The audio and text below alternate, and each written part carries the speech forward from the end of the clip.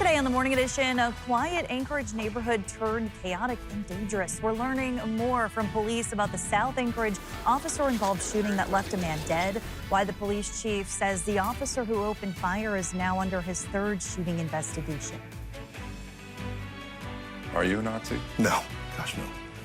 Plus, a school board candidate answering that question, how he's defending a tweet about Hitler and another calling the Anchorage School District, quote, garbage, and how his opponent is responding.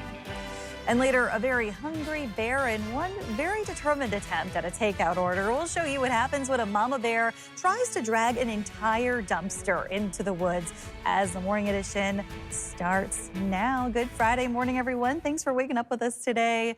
Yeah, the bears are out. They're awake. They're starting to wake up. They're getting hungry. It's definitely springtime, at least with especially the temperatures and that hitting freezing that we're starting to do around the state. Yeah, those temperatures continue to warm, leading to the melting snow across South Central. We're seeing many locations across the region, particularly for South Central, where that ice is beginning to ride. You'll find many of those side roads, parking lots, as well as your driveway, potentially having some of those ice potholes as these temperatures continue to warm. We're at 19 degrees in Anchorage, 9 in Fairbanks, 22 degrees in Palmer, and 32 degrees in Juneau. Now, yesterday, Fairbanks did officially climb above freezing. I'll have those records for you coming up in my full forecast. But as far as those temperatures, we are continuing to warm across the state. Temperatures through the night bottomed out at 14 in Bethel, 9 degrees in Fairbanks, 12 in Kotzebue. Along the slope, we did see some sub-zero values as well as through parts of the eastern interior and through the Copper River Basin. But many areas of the state continue this warming trend. And you can see this morning we are waking up to many locations across the state where we're sitting at about 5 to 10 degrees above what we did see yesterday. Now, there are a handful of locations where we are seeing temperatures slightly cooler, but the overall trend across the state continues to bump up. And we're already chasing 40 across South Central. By next week, we'll be chasing 40 for parts of the interior. So we're beginning to really tack on when it comes to this warming trend that we're seeing across the state. We do have an area of low pressure that continues to turn through the Gulf of Alaska. This is a system that was out towards the Seward Peninsula yesterday. That continues to fizzle out as it drops to the south, but it is keeping some light snow showers in the forecast. But we are watching this low in the Gulf. That is going to keep some rain, snow, winds through the weekend for southeast Alaska. This will also lead to the potential that parts of South Central will see some snow as we welcome in our weekend. For today, though, another warm one, specifically for South Central. We'll top out in the 30s, if not near 40. We'll make another run near, if not above freezing through the interior. And then you can see across a good portion of the state, those temperatures warming into the 20s and the 30s, while we'll climb into the 40s for southeast. Now, again, Fairbanks did officially climb above that freezing mark. I'll have those details for you in that 7-day coming up. Shots in the middle of the night, a house in flames, and a suspect accused of firing out of a broken window toward police officers and neighbors. Johnson Kuhn shares the new details from police on Saturday's officer-involved shooting, including what drone video revealed, why officers say they had to shoot, and the questions now swirling around an officer involved in 3 separate shootings. What the officers are dealing with at this moment in time is an active, a violent threat that's placing both the neighbors as well as officers at a risk for serious physical injury or death. Anchorage Police Chief Sean Case describes the scene on that Saturday morning around 3:30 as reports of gunshots started coming in to 911 dispatchers. Officers arrived in the area just after 4:36 a.m. Case says a second officer heard a shot almost immediately and believed it was fired in their direction. Police requested a drone and spotted the suspect, 43-year-old Micah Bonin, firing from a broken second-story window.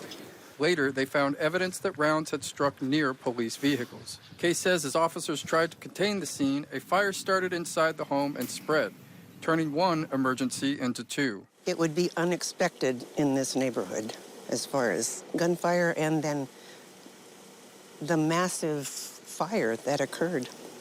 Was very frightening. Case says Officer Jacob Jones fired 3 or 4 rounds through a broken front window, and Bonin was observed going down. The actions of the suspect place the neighbors and the officers at high risk for serious physical injury or death. The circumstances that the officers faced were tense, they were uncertain, and they were rapidly evolving. During Thursday's press conference, Case was asked about community concerns regarding Officer Jones's third officer-involved shooting. Jones was previously involved in 2 other shootings, Chris Handy on May 13th, 2024, and Damian Dolison on July 8th, 2024. It's the time of day that the officer is working. I think we've seen from our 15-year study that about 2/3 of our incidents occur during the middle of the night, which this incident occurred, which is also where Officer Jones works. Those factors put him in a position where he just has the opportunity to be in the calls that may lead to officer-involved shootings. Case says the criminal investigation into the officer's conduct is still ongoing and has not yet been turned over to the Office of Special Prosecutions. Johnson Kuhn, Alaska's news source. Police say they are not yet releasing details on how the suspect died. That information is expected to come from the medical examiner. A tiny home community in Midtown Anchorage is focused on treatment, not just a place to sleep. It's called Willow Commons. 32 tiny homes set up behind municipal buildings near Tudor and Elmore.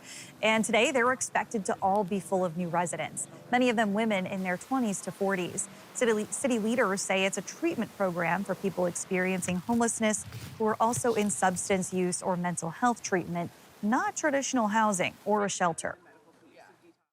Assuming it works, it's definitely a quick way to scale up really needed capacity to treat people's behavioral health issues and help people provide a safe exit from homelessness. This site is closed to the public, and residents need a chaperone to leave for their first 60 days. Most stays last 3 to 6 months, with the goal of treating root causes that can lead to homelessness. The program is funded mostly by $500,000 in opioid settlement money. A school board race turning into a fight over Hitler. One candidate accused of praising the Nazi dictator in a tweet. The other says there is no context that makes that okay. Joe Allgood shares why the candidate says the mailer took his words out of context and what both candidates say this race is really about. Are you a Nazi? No. Gosh, no. School board candidate Alexander Rosales says this tweet claiming, quote, Hitler pulled Germany out of economic hardship, potentially saving millions of people, end quote, was used out of context in a mailer sent out by his opponent, Rachel Blakesley. You know, it only takes a couple minutes to sit down and talk with me and know that those are not my values at all. It's somebody who's a self-proclaimed Nazi hunter that is trying to label me as something because they can't do this race off of merits alone. Blakesley stands by the mailer. When you're talking about Hitler, having economic policies that saved lives, I cannot think of a context in which that statement would be accurate and or appropriate. And Rosales still agrees with the other post, which says ASD is, quote, garbage. And it seems like the only time parents get involved is when a school is being shut down. So if we were going to shut down the whole district, I guarantee you parents are going to be more involved, just with that statement alone. But of course, everybody just wants to pull one page out of a book and be like, see, he's crazy and all that stuff. So are you saying that making the almost threat that you're going to shut down would then bring people in to actually fix some of the problems that are there? Yep. Rosales is a veteran, father, and former ASD teacher. So I am not like a single person that's on the school board currently. Blakesley is also a former educator and ASD parent who feels that conversations around education have been unfairly reduced to two sides. I think that the idea that you are either pro-education and pro-education funding or pro-accountability, and you have to be one or the other, is a false narrative because I'm very much in the middle. Why would we still put money towards something that's not working and go with the same people and the same thoughts when things are not getting better? The debate over education in Anchorage continues, and voters will ultimately decide Tuesday if the message Blakesley has on her flyer makes a difference in this race. Joe Allgood, Alaska's news source. Listen to the full interviews with both candidates available right now on our website and mobile app. In Capitol coverage, lawmakers say education is a top priority this session, but as they head out for the Easter and Passover break, dozens of school bills are still stuck in limbo. Some legislators have called the condition of Alaska schools a crisis and even deplorable. The main fight now, how much new state money, if any, should go to the schools. The bipartisan majority says more funding is urgent, while the Republican minority says the state can't afford it. And an identical bill to one vetoed by Governor Dunleavy passed the House Wednesday, but by a very slim margin. That bill places income taxes on digitized companies like Netflix or Hulu. But right now, it's unclear if it can even survive the governor. The House Republican minority largely united against the vote. Republicans have scrutinized the bill's idea, saying the cost would go to the consumer. The majority says it gives the state its fair share. If vetoed, the majority alone doesn't have the votes to override.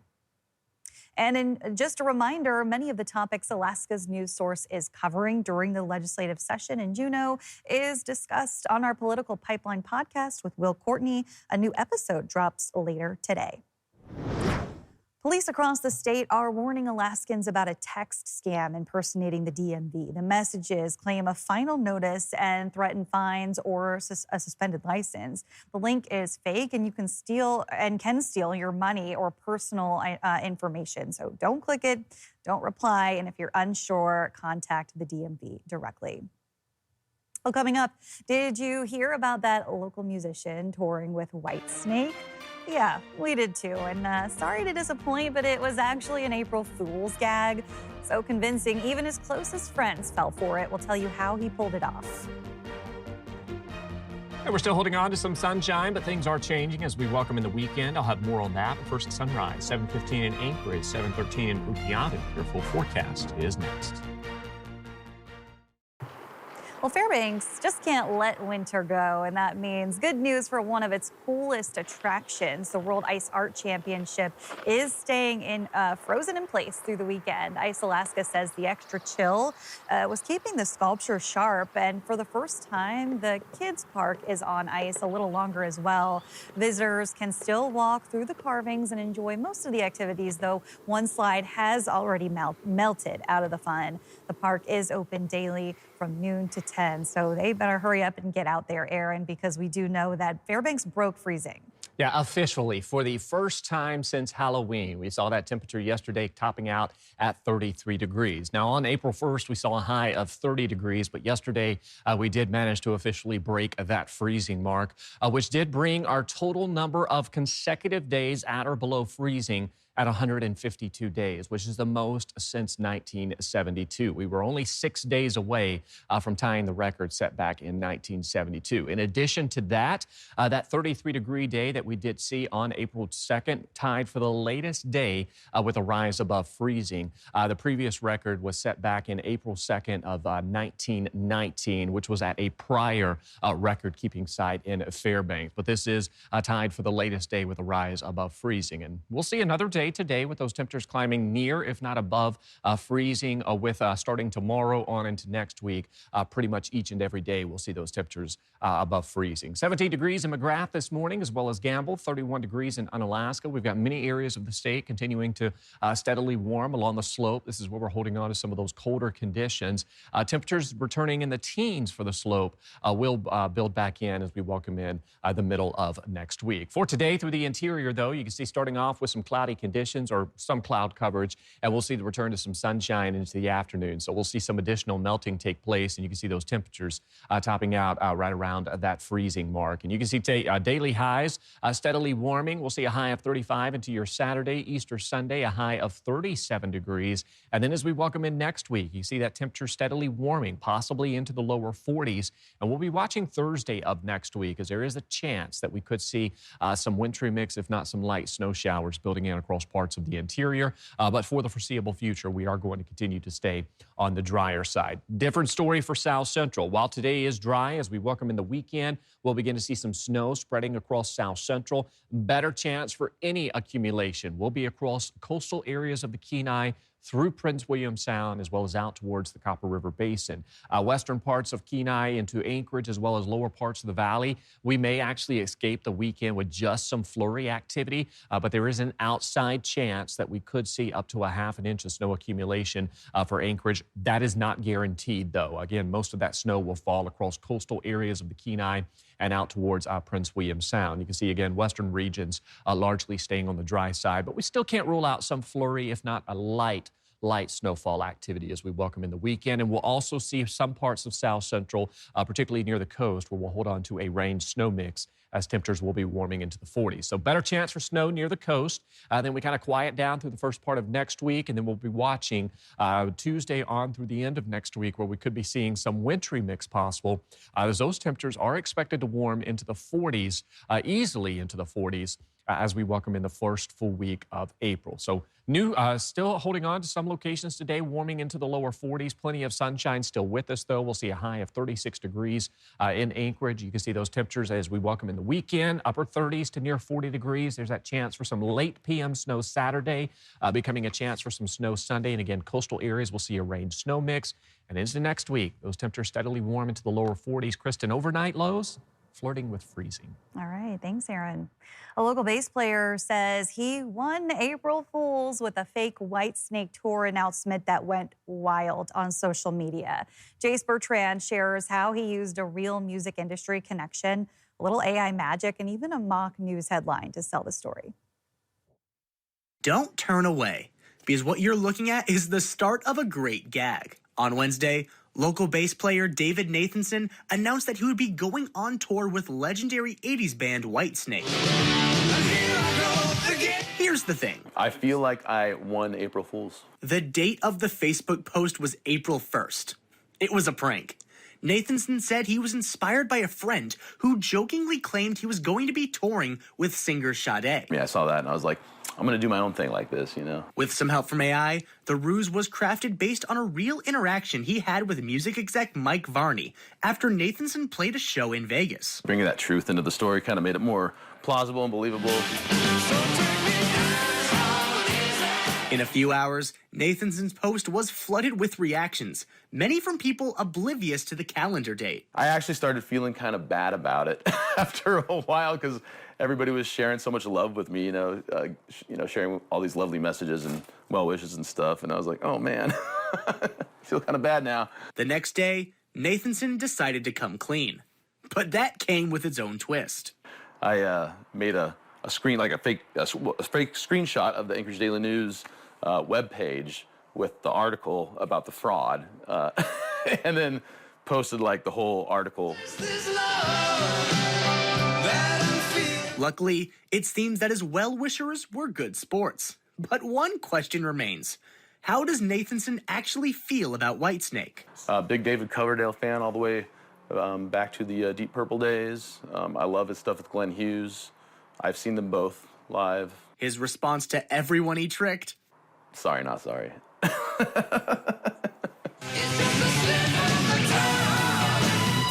One thing's certain, this was no slip of the tongue, just a well-executed April Fool's joke. Jace Bertrand, Alaska's news source. Thanks for listening to our podcast. Click subscribe so you can get the latest podcasts from Alaska's news source automatically. And stay up to date with breaking news and in-depth reporting. Available for free 24/7 with the Alaska's news source app.